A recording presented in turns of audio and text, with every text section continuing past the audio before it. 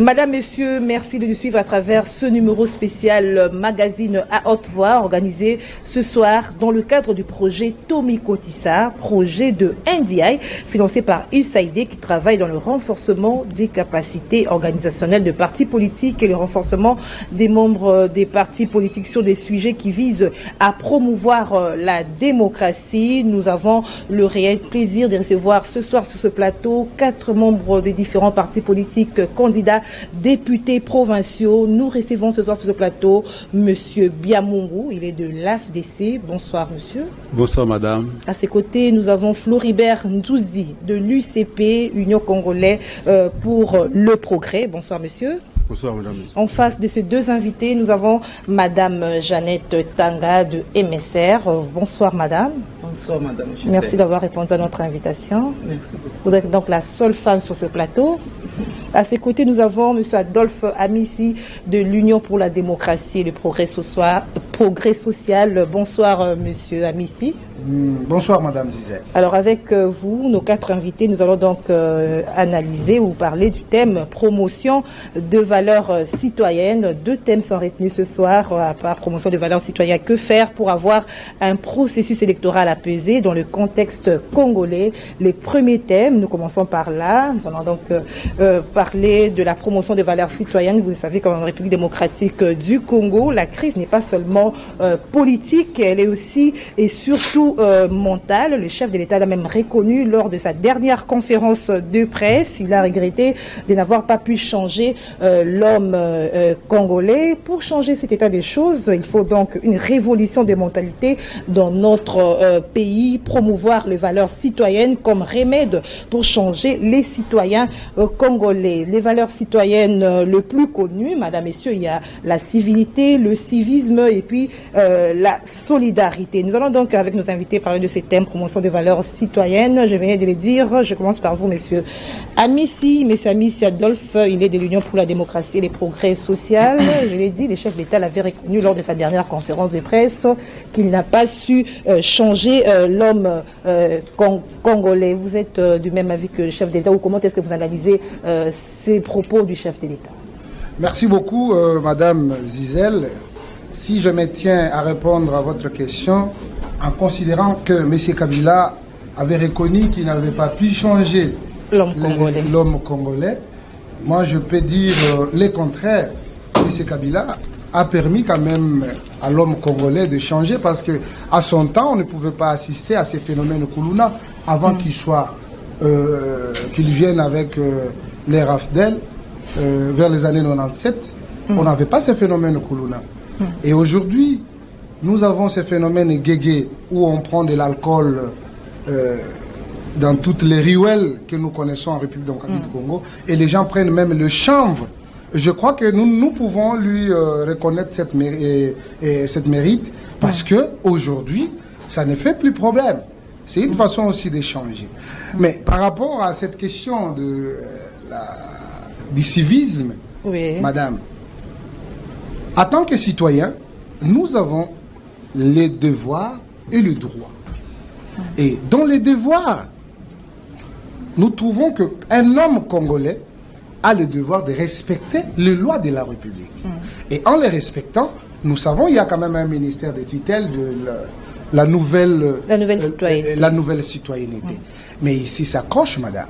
Parce que si on veut apprendre aux autres quelque chose, tu dois être d'abord le modèle. Mais malheureusement, nous avons des ministres qui ne sont pas exemples par rapport à tout ce qui les reviennent comme attribution dans leur ministère. Et par rapport au droit, l'État a failli à sa mission. N'est-ce pas? La mission qui est d'instruire cette population, la mission qui est de faire montre, n'est-ce pas, la responsabilité de l'État vis-à-vis de ses concitoyens. Mais malheureusement, ici, c'est un constat amer de voir que c'est lui qui devrait quand même nous donner une ligne à suivre, a failli à sa mission et nous sommes en train de décrier tout ce que nous sommes en train de décrire. Alors, nous allons revenir à vous parce que nous sommes encore au début de l'analyse par rapport à ce thème retenu ce soir. Je viens à vous, Madame Jeannette Tanga. Nous parlons de l'avis du chef d'État ou bien la préoccupation du chef d'État qui n'a pas pu changer l'homme congolais. par rapport à Messiah Amissi. Messiah Amissi a essayé de contredire le chef d'État. Vous êtes de cet avis-là? Je dirais en partie. Parce que depuis toujours, madame, vous savez, rien n'a marché dans notre pays. Ben, à cause de l'impunité. Vous voyez, les lois sont foulées aux pieds. Nous sommes comme dans une jungle où la loi du plus fort l'emporte. Vous voyez, le Parlement a failli, comme mon co-débatteur vient de dire, il a failli à sa mission de légiférer les lois. On doit apprendre aux citoyens, cette fois-ci, on doit apprendre les valeurs qui amèneront les pays au développement. Et avoir des institutions fortes, mettre l'homme qu'il faut à la place qu'il faut. Et juste pour éviter les fléaux qui a tué notre pays. Alors, s'il faut faire une comparaison entre l'homme congolais d'hier et d'aujourd'hui, par rapport à l'homme congolais d'hier et d'aujourd'hui. Ben, l'homme congolais des temps de Kabila, je pense.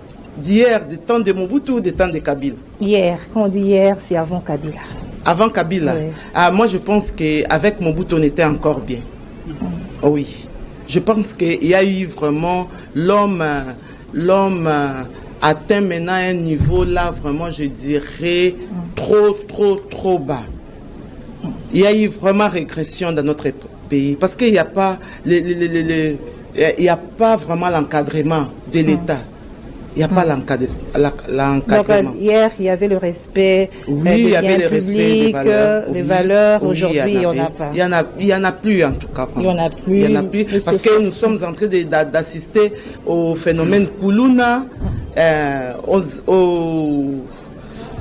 au vol à main armée, aux tueries, tu vois. Comme moi, à Barumbu, il y a eu un jeune garçon qu'on vient de tuer par des éléments d'amour. Tu vois. Donc on dira quoi? Alors, Monsieur Floribert Ndouzi, vous êtes d'accord avec les autres que la crise en République démocratique du Congo n'est pas seulement politique, mais elle est aussi une crise de valeurs? Oui, il y a une crise de valeurs, madame, parce que la population elle-même aussi ne veut pas se mettre en ordre. Il y a des lois. Aujourd'hui, on nous dit souvent que nul n'est censé ignorer la loi. Mais parfois, il y a des gens aussi qui ne respectent pas la loi. Même donc la responsabilité, ce n'est pas seulement l'État congolais, c'est aussi la population. C'est la population aussi. Elle-même aussi ne veut pas respecter la loi. Il est vraiment en dehors de la loi. Et quand on veut lui mettre en ordre, parfois, la population aussi est en train de fouler tout en dehors. Là où moi j'insiste que ce n'est pas seulement un problème des autorités, mais il y a aussi un problème de la population. La population a une part de responsabilité. Il a une part de responsabilité. Il ne veut pas se respecter. Vous allez voir quelqu'un qui va voir par exemple des sachets de riz devant la porte de sa maison. Il croit que ce sont des fleurs. Non, il faut mettre la propriété. Il faut nécessairement une autorité qui doit arriver pour venir te dire qu'il faut enlever ça. Mais on le dit à tout moment parfois. Mais quand vous ne voulez pas nettoyer le devant de votre parcelle seulement, c'est vraiment... Mais à l'époque, il y avait une obligation des Salongo, la population, oui, tu étais obligé de nettoyer ton environnement. Oui, c'est ce que j'ai dit. Comment cette histoire n'existe plus aujourd'hui? Ça existe. Mais quand on dit à la population de faire les salons, elle ne veut pas. Par exemple, là où le moment vend, par exemple. Quand elle arrive, elle préfère mettre directement, c'est bien en train de vendre, au lieu de balayer d'abord. La population ne veut pas et l'État laisse. Oui, c'est ça. Oui. Bon, l'État parfois essaye d'être derrière le salon, mais en train de dire à la population, faites les salons, mais... Parfois. Mais là aussi, il y a le laxisme de l'État, monsieur Ndouzi. Oui, c'est ça que j'ai dit, que la part des responsabilités est partagée. Mais... Quand même, quand on me dit quelque chose, il ne faut pas seulement que demain on doit encore venir me dire. Je dois respecter directement ce qu'on a dit. Et on vient parfois insister, mais la population ne fait pas ça. Là, moi, je ne soutiens pas que c'est seulement les autorités qui font ça, non. Mais si l'autorité a aussi une part de responsabilité, on doit aussi l'interpeller. On est là pour se changer. On doit se dire aussi la vérité. Et si une population trouve qu'il y a un mal qui se trouve dans ce milieu, il va aller à qui des droits pour aller réclamer ses droits. Si vous ne réclamez pas, et lui aussi, il n'est pas un dieu pour venir chez toi pour vous dire ça. Mais est-ce que vous, à l'UCP, la question est abordée lors de vos manifestations, sensibilisations, ou vous vous contentez plus dans la conservation du pouvoir ou dans la conquête du pouvoir? Oui, mais la conservation du pouvoir, nous le faisons... Puisque vous êtes de la majorité. Oui, la conservation du pouvoir, nous le faisons en appliquant ce qui est applicable. On ne va pas faire ça autrement, mais nous allons faire ce qui nous concerne. Quand nous faisons ce qui nous concerne, c'est ce qui fait que maintenant nous avons l'envie de changement ou quoi. C'est ça. Alors, M. Biamungu, vous êtes de l'AFDC, je rappelle, si vous étiez demandé de faire un état des lieux de cette crise de valeurs qui contraint la République démocratique du Congo. Oui, madame, merci. Je dois répondre en disant que c'est la conséquence, effectivement, du choix que nous avons fait. C'est le choix de la démocratie qui a été mal interprétée par une partie de la population. Donc, je ne vais pas stigmatiser un camp ou qui que ce soit. Mais je crois que lorsqu'on a accepté la démocratie, parce que Mme Jeannette a parlé de Mobutu, qu'à l'époque, c'était encore mieux qu'aujourd'hui. Je dois rétorquer en disant que non, parce qu'à l'époque, c'était l'autoritarisme. Rétorquer avec des exemples. C'est ça que je veux dire, effectivement. Mobutu, il y avait des respects. Je vais vous dire qu'à l'époque, là-bas, il y avait la dictature. Dans la dictature, et personne ne s'élève. Lorsque vous vous levez, vous êtes tué aussitôt, n'est-ce pas? Qui que vous soyez, député, c'est pas n'importe qui. On ne regarde même pas la valeur. Et lorsqu'on parle de... C'est effectivement, c'est là, lorsqu'on croit que c'est la démocratie, je peux prendre mon chanvre comme je veux, je peux prendre le... Je peux entrer dans un bureau de quelqu'un sans frapper. Sans frapper à la porte, n'est-ce pas? Je ne vais pas paraphraser un ancien musicien qui avait chanté, M. Luambo, qui avait chanté dans ce sens-là. On est très impoli dans ce sens. La démocratie, mal interprétée, débouche effectivement à tout cela. Et donc, ce n'est pas... M. Kabila, comme l'a dit, ce n'est pas le président Kabila. Au contraire, M. Kabila, les gens qui ont créé ce phénomène Kuluna, qui est aussi une infime portion de la population, qu'on ne peut pas généraliser à ce point-là. Les Kuluna ne sont qu'à Kinshasa. Chez moi, il n'y a pas de Kuluna. Et le Kinshasa n'est pas là. Bien que ça soit, je suis de Sud Kivu, je suis de Bukavu. Au Sud Kivu, il n'y a pas de Kuluna. Il n'y en a pas. Si on peut parler. Il y a seulement la guerre. Non, la guerre, c'est ça la guerre. La guerre qu'on nous impose. La guerre, ce n'est pas ce n'est pas l'effet du pouvoir. La guerre, c'est un phénomène exogène, ce n'est pas endogène, n'est-ce pas? Et donc, lorsqu'on dit que le pouvoir en place a créé des Kuluna, je vais rétroquer en disant que non, et non, c'est un mensonge cruel, c'est un mensonge cru. Et donc, aujourd'hui, la sensibilisation, ces mêmes parents, je dois vous dire que les Kuluna ne sont pas de la rue. Les Kuluna viennent des maisons, viennent de familles. Ils ont des maisons, ils ont des familiers qui les gardent, n'est-ce pas? Et ces familiers-là, si vous regardez très très loin, j'étais même insidéré à l'époque. Un débat à l'Assemblée nationale l'année passée qu'on aurait institué une méthode pour pouvoir éradiquer ces mêmes Kuluna qu'on décrit aujourd'hui, et qu'un député de l'opposition est passé à la télévision pour les défendre. Et c'est un autre député de l'opposition qui était victime de ces Kuluna, qui était passé là-bas. Les deux se sont échangés des mots jusqu'à vouloir se tenir sous le coup.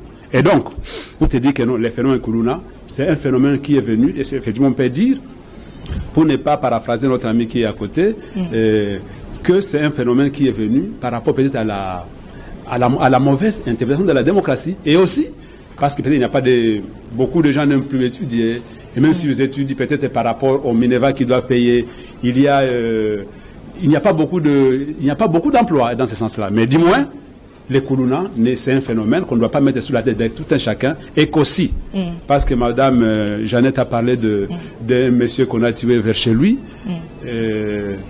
lui qui connaissait qui a tué les messieurs, il connaît même les personnes qui l'ont tué, il devrait les dénoncer. Mais j'ai dit, l'insécurité, si on parle d'insécurité, c'est un fait qui est connu dans la société. Et même les sociétés les plus civilisées en connaissent aussi. Et donc, on ne peut pas dire que non, c'est un phénomène ou c'est un fait qu'on doit attaché ou doit coller à la gestion d'une personne ou d'un regroupement politique. Alors, M. Amissi Adolphe, avant tout, je rappelle que les valeurs citoyennes les plus connues, il y a la civilité, le civisme, la solidarité. M. Adolphe Amissi, M. Biamungu dit que le Kuluna, à l'époque, il n'y avait pas de Kuluna. C'est ça, M. Amissi, il n'y avait pas de Kuluna. Nous disons qu'il y avait que ça. Il n'y avait plus que ça. Bon, voilà. Quelles sont les valeurs alors qu'il faut promouvoir pour changer les mentalités des Congolais? Avant que je réponde à votre question, madame, je suis étonné de voir que je suis en face de nous, nos amis, je ne sais pas s'ils sont de l'ancienne majorité, mais ils nous gèrent. Mais quand la maman a fait allusion d'une jungle, peut-être ils ont tenté de pouvoir justifier, mais en argumentant de leur côté, je constate que nos amis confirment que nous sommes dans une jungle. Comment pouvions-nous accepter sur ces plateaux qu'il y a une population qui a la force plus que l'État? L'État règle, n'est-ce pas, toutes les situations possibles, même si il y a quelqu'un qui se sent être le suprême ou le super-homme, mais l'État a toujours la capacité de les réduire. Nous voyons même dans le pays des vieilles démocraties, il y a des brigands. Mais qu'est-ce que ces gens-là font? Ils essaient tant soit peu quand même de rééduquer les inciviques, mais on ne leur donne pas la mort. L'honorable a fait, le candidat a fait, il a donné un exemple ici de l'Assemblée nationale.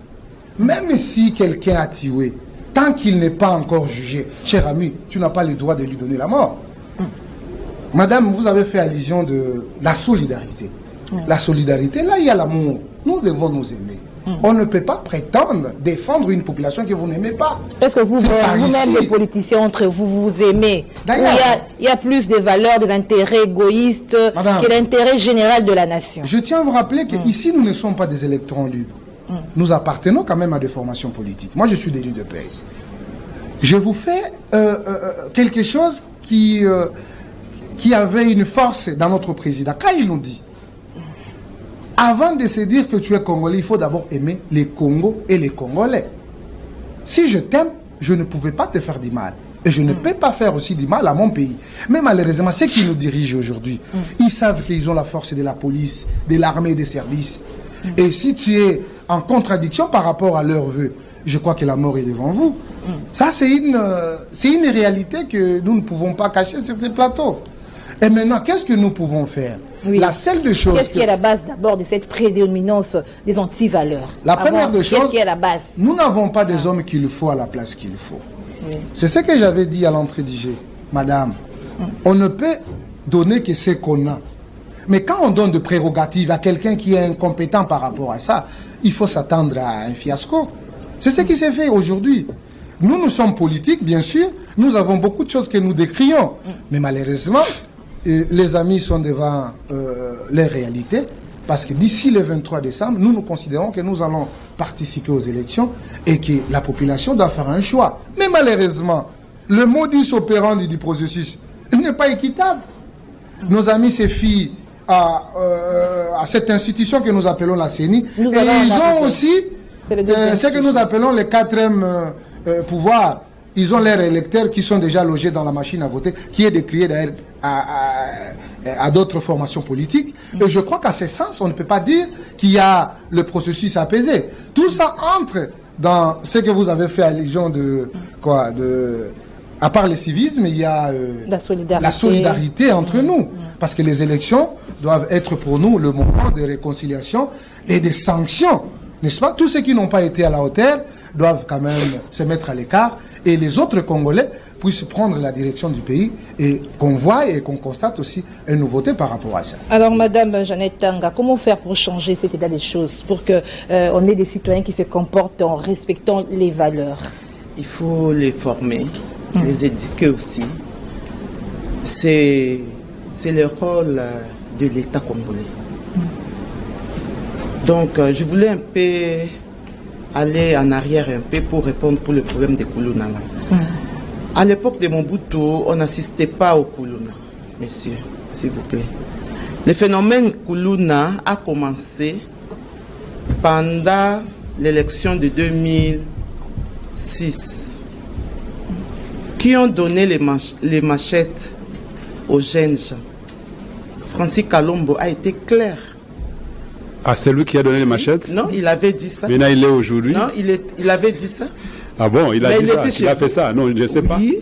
Je sais qu'il est Il du avait dit ça. G7. Allez-y, G7, madame. c'est l'opposition. Donc, une il faut pas opposition dire radicale, que- madame. s'il Donc, vous plaît, il faut monsieur pas, non, Mamoudou, il ne faut pas dire qu'à l'époque de Mobutu, on a assisté avec. il y avait des le phénomène militaires qui Koulouna. extorquaient les Non, gens il y en pour avait d'autres, pas. madame. Et maintenant, S'il vous c'est plaît, madame, devenu vous aurez très la parole, grave. s'il vous plaît. C'est C'est madame qui devenu parle. très grave pour le moment. Parce que si jamais... C'est devenu vraiment S'il vous très plaît. grave.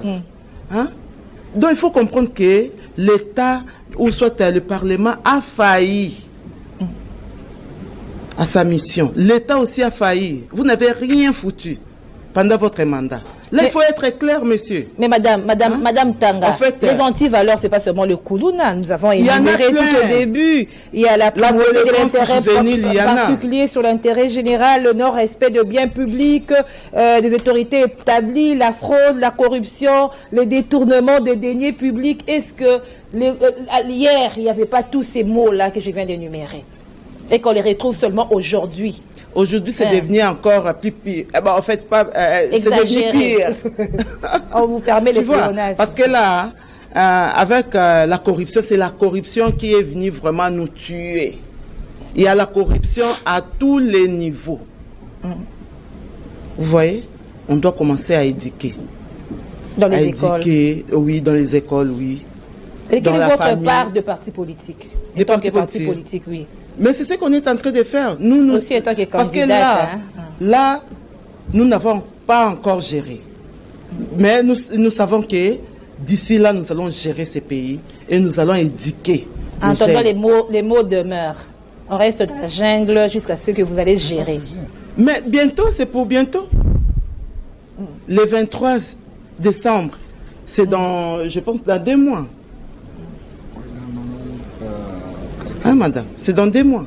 Quand Soyez- vous aurez le pouvoir. Vraiment, en tout cas, ne t'inquiète pas. Là, soyez-en sûrs que nous allons changer tout ici. Alors, madame, monsieur Floribert Nzouzi, lors de vos manifestations, vous, des partis politiques, nous voyons aussi vos militants, par exemple, chanter des chansons obscènes, et vos militants aussi ne se comportent pas bien. Et comme si vous acceptez tout, vous avez aussi une part de responsabilité. Non, on n'accepte pas tout, madame. C'est-à-dire que quand la population se manifeste, par exemple, lorsqu'ils se manifestent, on le voit par ça même au niveau de l'opposition. Ils vont brûler des pinets dans la rue comme ça. Quand ils brûlent les pinets... Donc vous après, tous, l'opposition à la majorité, Oui. vous laissez faire vos militants. non, la majorité laisse pas ne veut faire. pas le plus, madame. Et vos La majorité militants vient vivent parfois... par anti-valeurs. Non, Ça, mais- c'est de mais- l'autre côté, pas chez nous. Non. Mais Pas la l'autorité majorité. l'autorité vient... Mais madame a dit c'est la majorité qui a donné des machettes Pas du tout, aux pas jeunes. du tout. Aujourd'hui, qu'on appelle Il a la terroristes. c'est lui, c'est elle qui dit ça, c'est pas nous. C'est pourquoi j'ai toqué directement, parce que ça ne peut pas passer. Allez-y, la parole est à Oui, oui. monsieur Nzouzi, vous aurez la parole. C'est-à-dire que quand on brûle des pinets, par exemple sur le chaussée là, ça va se dégrader facilement. C'est ce que nous voyons, et ce qu'on voit ça et là, et les routes qui sont dégradées. C'est à cause des pinets qu'on a toujours brûlé de ça et là. Et l'autorité vient toujours empêcher pour qu'ils ne brûlent pas, mais malheureusement c'était déjà fait. Et c'est là où je trouve aussi la part des responsabilités de tout le monde. Mais quand on dit même au niveau des autorités.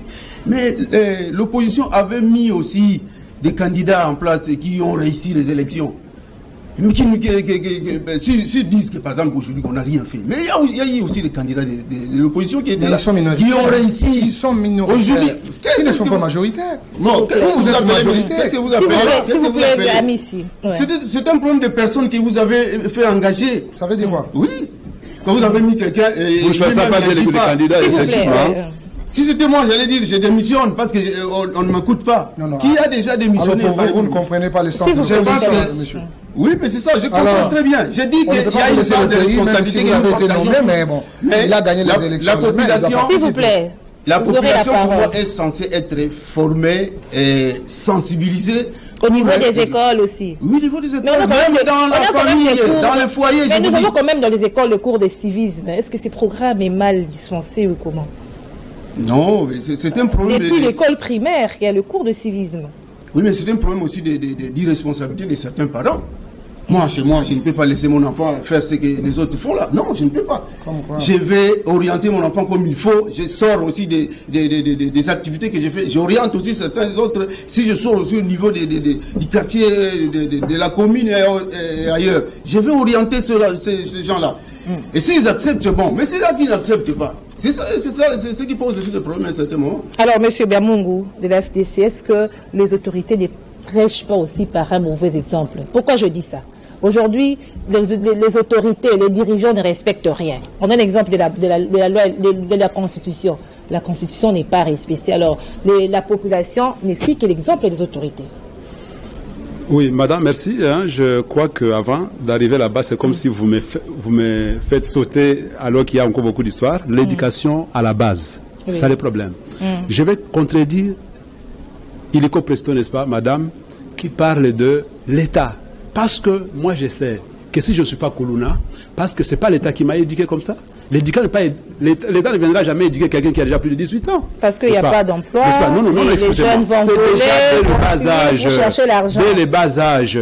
Est-ce que toutes les maisons de Kinshasa, toutes les familles de Kinshasa ont des Kuluna? Pas du tout.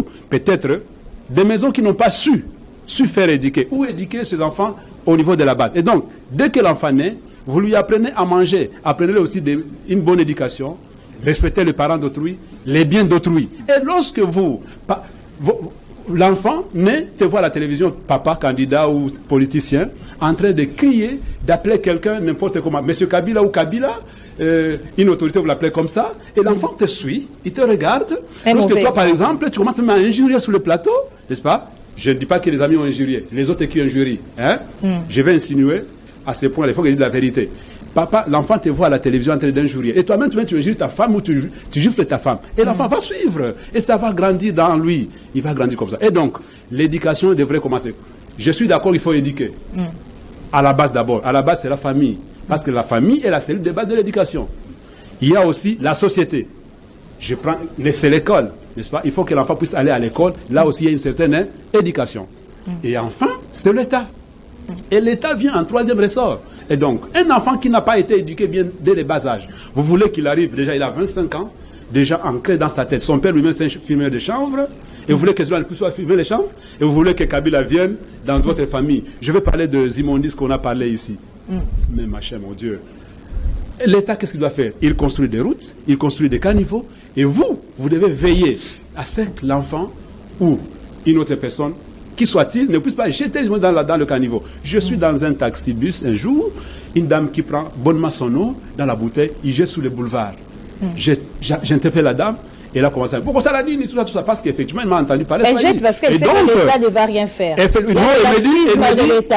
me dit, voici, vous voyez qu'il y a des gens qui sont en train de balayer. Ah bon? Comme il y a des gens qui balayent, c'est ça l'éducation. Moi, directement, si tu étais par exemple à Goma, où je venais d'être il n'y a pas longtemps, il y a un mois, on va vous regarder, on peut même vous gifler. Mais ici à Kinshasa, ça passe comme normal. Vous voyez quelqu'un qui prend, il y a un deuil, il prend sous l'avenue, il installe le catafalque et tout ça, et le véhicule, je viens klaxonner, on dit aux Olaxanini. C'est tout cela, effectivement, qui fait. Donc l'éducation, l'État vient en troisième ressort. Et donc, s'il faut condamner par rapport à la déprévation de mœurs, c'est d'abord la famille. Alors que nous tous ici, candidats ou politiciens, nous venons des familles. Alors l'État prêche par exemple, les autorités prêchent par exemple. Vous avez parlé, effectivement, j'en viens maintenant, vous avez parlé de candidats, effectivement, ou des politiciens qui se comportent très mal. Ce n'est pas tous. Si vous avez déjà une mauvaise éducation, vous savez qu'il faut tout contredire. Même lorsqu'on vous donne une évidence, devant une évidence, vous dites non, rien n'est fait, rien ne s'est fait, et tout ça. Comme si jamais l'opposition, c'était pour tout contredire et ne jamais accepter si les bonnes choses sont faites. Je dois vous dire, effectivement, je dois être désolé, alors très désolé. Et si nous allons être élus par rapport, je ne voudrais pas que l'émission que nous sommes en train de faire à cette heure puisse être transformée en campagne. Et donc, qu'on puisse vouloir attirer la population. Donc la sympathie de la population, parce qu'on sait qu'en soi, on n'a pas de capacité de pouvoir donner des propositions concrètes à ce qui s'est fait. Et vous critiquez, mais vous ne donnez pas. Qu'est-ce qu'il fallait faire? Je dois être d'accord avec mon ami nous allons revenir à vous. Lui qui a dit effectivement qu'il est d'accord qu'il faut une éducation sérieuse. Mais je vais rétorquer en disant non, il faut d'abord une éducation de base. Parce que si jamais vous venez à la fin, pour éduquer, on ne saura jamais éduquer une personne qui a déjà été qui est déjà mature ou adulte. Madame, parce que les mauvaises habitudes vont revenir. Chasser les naturels reviendra au Merci. Avec ma question d'abord. Parmi les valeurs citoyennes, il y a le civisme qui prône le paiement des impôts. Ma question, est-ce que vous payez votre impôt? Il faut commencer par ceux qui nous gèrent. Mais avant que j'entre en profondeur... Non, la question, il fallait répondre d'abord à la question, parce que c'est direct. C'est une question directe. C'est moi qui pose des questions. C'est moi qui pose des questions. Ne vous transformez pas en journaliste, s'il vous plaît. C'est moi qui pose des questions. Je crois que notre ami voulait nous donner de la matière, mais je suis encore désolé de voir que les amis qui sont au pouvoir, ils n'ont pas cette notion de l'État. Ils oublient que l'État réglemente tout dans un pays. Mais quand vous commencez à charger les individus, en tout cas, il n'y a pas la raison d'être que vous soyez candidat ou que vous puissiez parler de vos candidats présidents ou quoi. Mais l'État ne vous a pas éduqué votre enfant qui a été à la maison. Vous prenez l'éducation de la maison. Mais il y a beaucoup de choses qui crochent dans ça, monsieur. Il y a un papa qui ne travaille pas. Et il doit chercher quelque chose pour que les enfants mettent sous la dent. Sans emploi. Et quand il ne donne rien à ses enfants, tu crois que l'éducation sera assurée? Ah bon? Je dis non. Vous devez assumer tout ce qui a été comme crime social que vous avez posé pendant vos 17 ans de gestion de la ressource publique. Alors, pour ce qui concerne la question de madame, si vous pouvez la répéter. Valeurs citoyennes, nous parlons du civisme qui prône notamment à ce que vous puissiez payer vos impôts. Est-ce que vous payez les impôts? Je crois que l'exemple de payer les impôts doit commencer par les hauts, madame. Est-ce que vous pouvez nous donner un exemple de tous ces gens-là qui nous gèrent, en commençant par leur numéro 1 et les ministres et tous ceux qui suivent? Parce qu'ils sont bien rémunérés. Ils ont le bénéfice de la République. Ils ont tous les moyens possibles. Ce que nous voyons, c'est juste les immeubles qui poussent comme des champignons ici. Mais est-ce qu'ils nous ont donné leurs preuves, n'est-ce pas, de leur contribution à l'État? Rien du tout. Mais vous allez me demander, moi, ici, qui n'a rien comme emploi, de contribuer. Je vais contribuer quoi? Mais comment le pays va, marcher? S'il faut contribuer avec les misères, madame, je vais le faire. L'État est le premier pouvoir de son peuple. C'est l'État qui booste le peuple, n'est-ce pas, à avoir le moyen de se développer, à avoir le moyen du travail. Mais malheureusement, ici, nous avons un État démissionnaire, incapable ne fût-ce que de proposer des solutions palliatives par rapport aux problèmes qui dérangent la société. Ça, il faut qu'on se le dise. Moi, ici, je n'ai pas l'emploi. J'ai terminé les études, ça fait beaucoup d'années. Mais quand tu fais ton demande d'emploi, on te dit non, ici, chez nous, on ne fait pas ça. On doit te tenir à la main pour qu'on te montre par où tu peux travailler. Voilà l'État qui nous gère. Mais là, aujourd'hui, nous avons le temps, le moment propice, n'est-ce pas, pour mettre hors d'état de nuire tout ce qui nous a imposé cette médiocrité que nous détestons aujourd'hui et que les valeurs puissent primer dans les jours à venir, madame. Alors, madame Jeannette Tanga, est-ce que vous pouvez, selon vous, pourquoi les Congolais ne payent pas l'impôt? Nous allons passer à un autre sujet. C'est parce que l'argent va dans les poches des autorités ou comment? Bon, moi, je pense que la population congolaise, c'est une population déjà pauvre qui est en train de souffrir. Hein, vous savez, madame, je peux donner l'exemple, les enfants, quand ils terminent l'école primaire, hein, ils passent un test là de TENAFEP. Et là, on demande à chaque enfant de payer 25 000 francs congolais. Et les 25 000 francs, si on peut supposer, dans notre République, il y a au moins plus de 5 millions d'enfants qui vont terminer. Et cet enfant-là, vous multipliez les 25 000 francs congolais, cet argent-là va où? On est en train d'enrichir d'autres personnes. Entre-temps, nous sommes des pauvres. Vous voyez? Moi, je pense que la population, pour payer les impôts, l'État doit commencer d'abord à bien payer les travailleurs, à bien payer les fonctionnaires.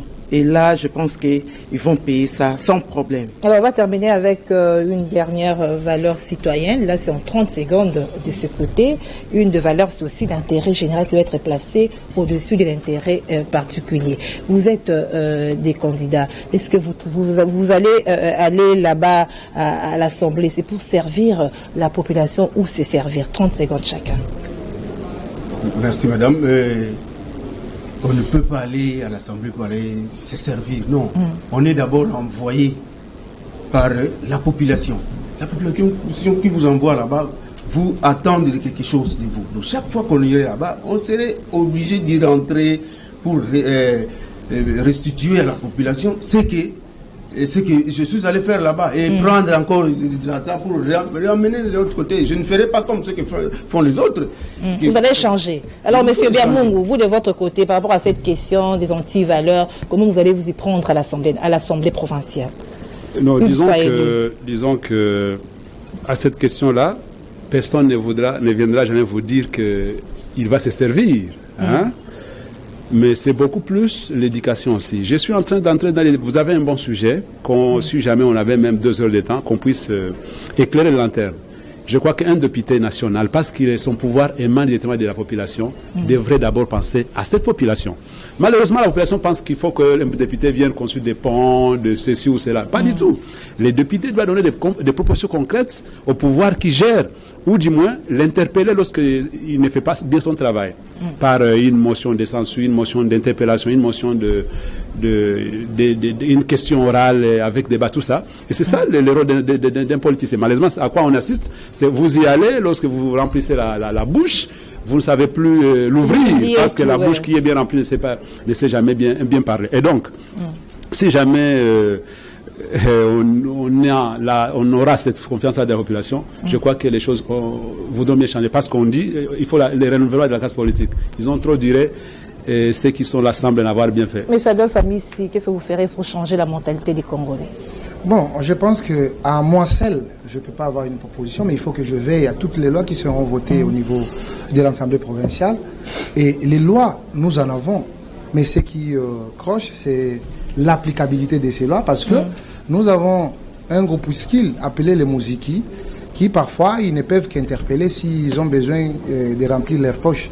Mais cette fois-ci, nous devons nous mettre à la disposition de notre peuple, qui va nous envoyer d'ailleurs, c'est ce 23 décembre, et que cette population sente réellement que tu as été réellement envoyé et tu parles à son nom. Merci. Nous prenons le deuxième sujet de ce magazine, Madame, Monsieur. Que faire pour avoir un procès électoral apaisé dans les contextes congolais? Je commence par vous, Madame Jeannette Tanga, du Mouvement congolais pour la Renaissance. Madame Tanga, quel état des lieux vous faites du procès électoral en cours piloté par la Commission électorale nationale indépendante?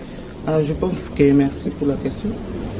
Pour avoir un processus apaisé, moi, je pense qu'il faut de la tolérance. L'état des lieux de ce processus. Faites un état des lieux.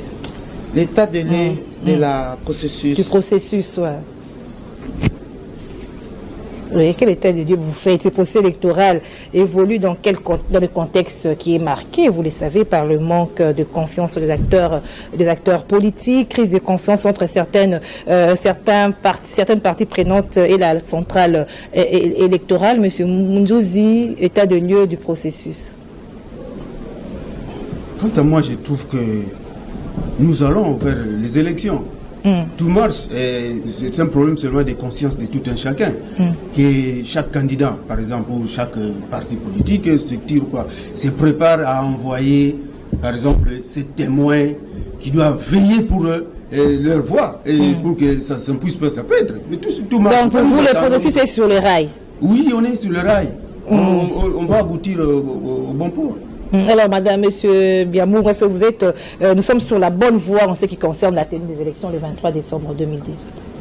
C'est au plus grand étonnement des autres, ceux qui pensaient que le processus n'allait pas marcher très bien, mais j'avais confiance à ce que le chef avait dit, que le processus était irréversible.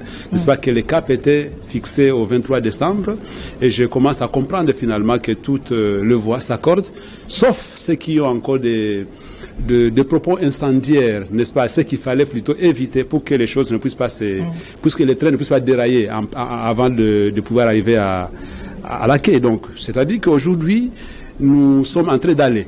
Tout ce qui a été prévu par rapport au calendrier s'est fait normalement. Et donc, je dois interpeller. Ce sont les leaders, n'est-ce pas, de l'opposition qui multiplient des réunions et des déclarations qui ne vont pas dans le sens de pouvoir apaiser la population quant à ces processus. Donc vous faites confiance à la Commission électorale nationale indépendante? Pourquoi pas? Parce que tout ce qu'il a promis, il le fait par rapport au calendrier électoral, et en aucun cas, ils n'ont...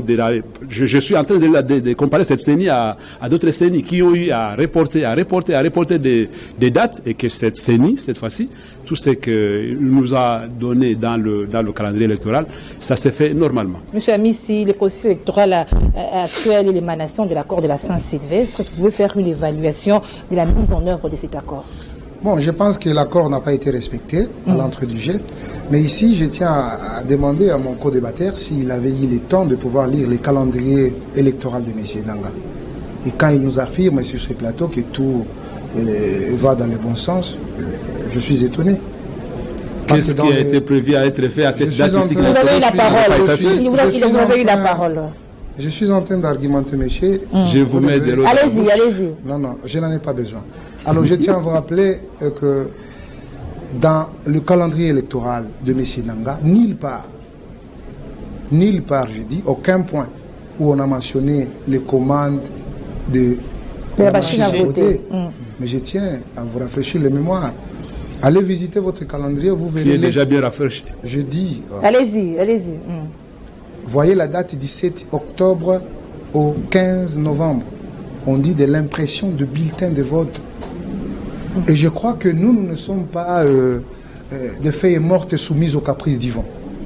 En croyant que l'opposition, elle est là pour accompagner une supercherie électorale. Vous vous trompez.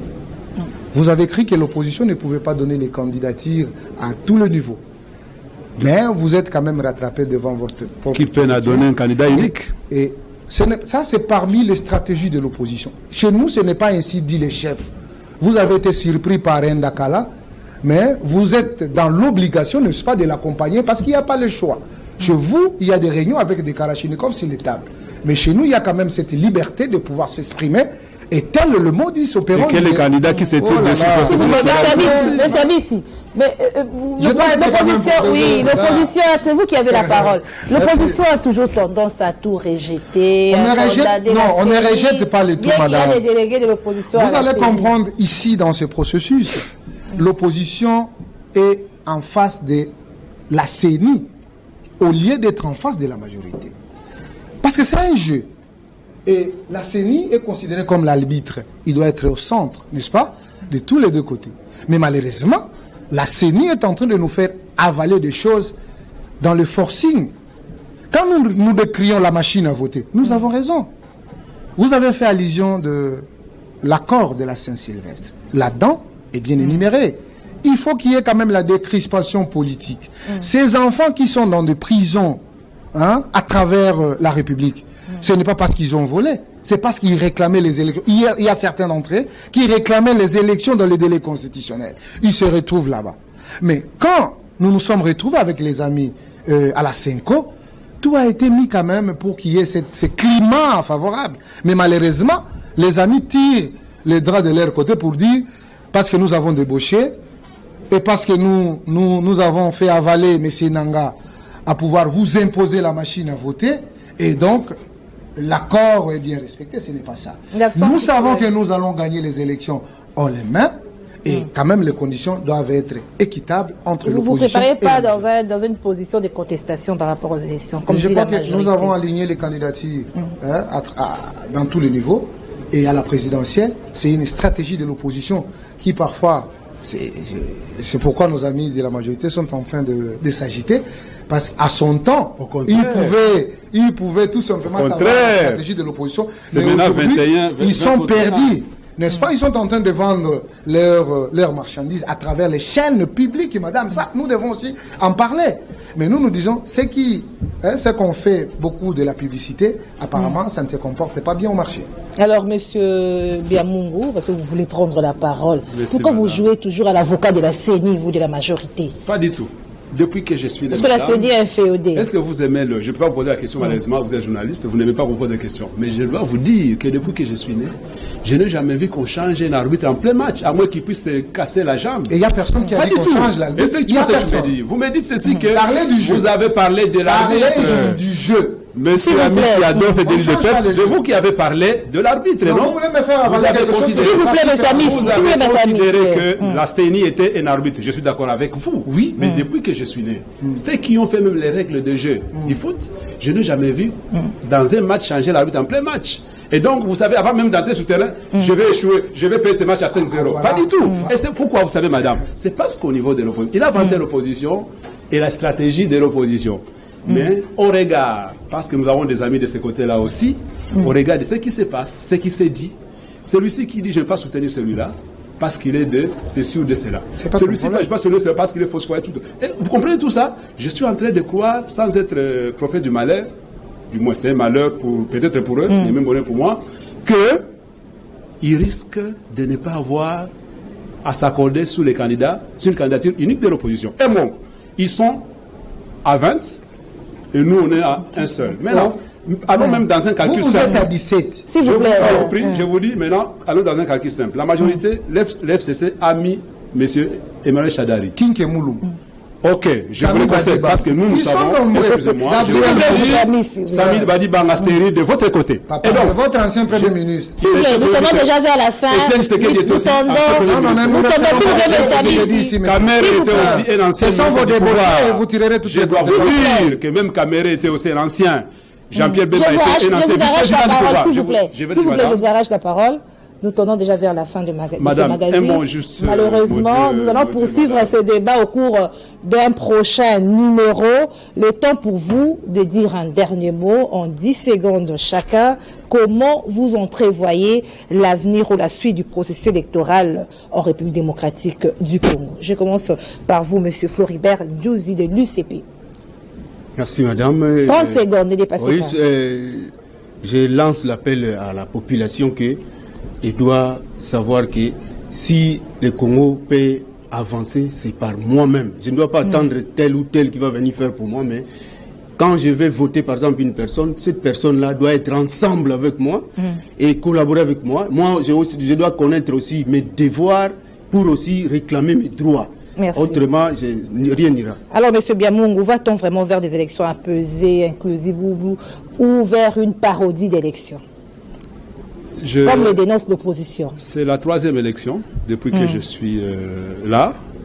Avec des contestations. Et toujours, avant comme après, il y a eu des contestations. Et jamais, avec la nature du politicien congolais, je ne suis pas en train de voir une élection organisée et que l'adversaire vienne accepter et applaudir. Et s'il applaudit, on va croire qu'il a été corrompu. Parce que c'est ça la mentalité, effectivement. Mais au regard de ce qui se passe de l'autre côté, 30 secondes, les communiqués, n'est-ce pas, de propos qui n'appellent pas à la cohésion, qui n'appellent pas à l'apaisement, je risque de croire que ce sont eux qui vont envenimer la situation parce que quelqu'un voulait être là, il n'est pas là.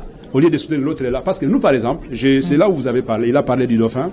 À la majorité, ce n'est pas que tout le monde était d'accord, mais que lorsque on a dit que c'était celui-là, ils ont fait quoi? Parce que là règne la discipline, ils se sont dit, ok, c'est celui-là qu'on va soutenir. Pourquoi de l'autre côté, il n'y a pas ce cas-là? Et donc, s'ils y vont encore avec cette division qui risque d'être interminable, ils risquent encore une fois d'être battus à plate couture. Et à la population, de pouvoir voter utile. Alors, M. Amissi, pour que les élections soient apaisées et inclusives, elle doit remplir quelles conditions selon vous? Bon, premièrement, il faut que la CENI écoute, n'est-ce pas, les demandes des autres. Elle ne peut pas se comporter à 1 mètre pour ne pas suivre les conseils de ceux qui sont des adversaires, c'est-à-dire l'opposition, parce que la majorité n'a rien à réclamer à la CENI. Et on demande aussi à cette même CENI de pouvoir apaiser les climats entre les acteurs. Et à ce même instant, nous allons profiter de cette occasion pour dire aussi à nos services, que ce soit des renseignements, la police ou l'armée, d'être réellement au service de la République et non au service des individus en suivant les injonctions de certains qui sont en mal de positionnement. Et ce que je peux dire à notre peuple, je crois que notre population a un langage. Je crois qu'il faut que ça change maintenant. Et elle sait bien qu'il a imposé cette situation qu'elle est en train de mener aujourd'hui. Et je crois que cette vote doit être considérée comme sanction. Et maintenant ou jamais, le temps de pouvoir changer les choses dans notre pays. Voilà. Madame Jeannette, on termine avec une dame. Madame Jeannette, comment vous entrevoyez l'avenir du processus électoral? Eh bien, moi, je pense qu'il faut qu'il y ait la transparence pour que la paix puisse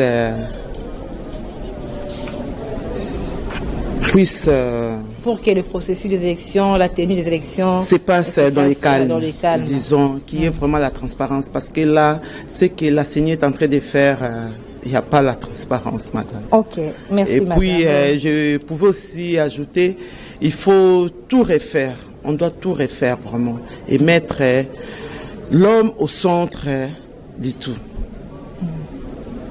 Ok. De tout ce qu'il fait. Mettre l'homme au centre de tout, c'est les derniers mots d'une dame, Madame Jeannette Tanga, qui est du MSR. Et c'est la fin de ce magazine à haute voix, magazine que nous avons organisé spécialement ce soir dans le cadre du projet Tomiko Tissa, projet de NDI financé par USAID qui travaille dans le renforcement des capacités organisationnelles de partis politiques et le renforcement des membres de partis politiques sur des sujets qui visent à promouvoir la démocratie. Nous avons reçu pour vous sur ce plateau d'à haute voix 4 membres de différents partis politiques, candidats députés provinciaux. Nous avons reçu M. Biamungu de l'AFDC, M. Floribert Ndouzi de l'UCP, M. Adolphe Amissi de l'UDPS, ainsi que Madame Jeannette Tanga du mouvement congolais pour la Renaissance. Et c'est la fin de ce magazine. Nous nous retrouvons au prochain numéro. Au revoir.